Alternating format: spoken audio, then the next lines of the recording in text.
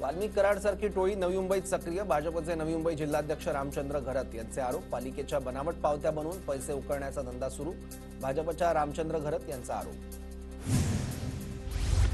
बीड प्रकरणातील फरार आरोपी कृष्णा आंधळेसोबत घातपात झाला असावा. फरार कृष्णा आंधळे आता सापडेल असं वाटत नाही. आमदार संदीप क्षीरसागरांकडून शंका व्यक्त.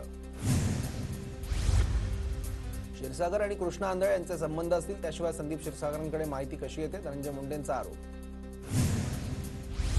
आमदारांना अडचणी असल्यास थेट माझ्याशी बोला. अजित पवारांच्या राष्ट्रवादीच्या सर्व आमदारांना सूचना. आपापल्या जिल्ह्यात पक्षवाढीचं काम करा. अजित पवारांची सूचना.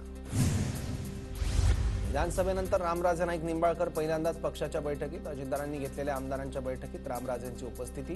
रामराजेंवरील अजित पवारांची नाराजी दूर झाल्याची चर्चा. तटकरे कुटुंबाची पूर्ण कुंडली आमच्याकडे आहे. मंत्री भरत गोगावलेंचा तटकरे कुटुंबावर पुन्हा हल्लाबोल. तर सूरज चव्हाणसाठी आमचे कार्यकर्ते पुरेसे आहेत, गोगावलेंचा टोला.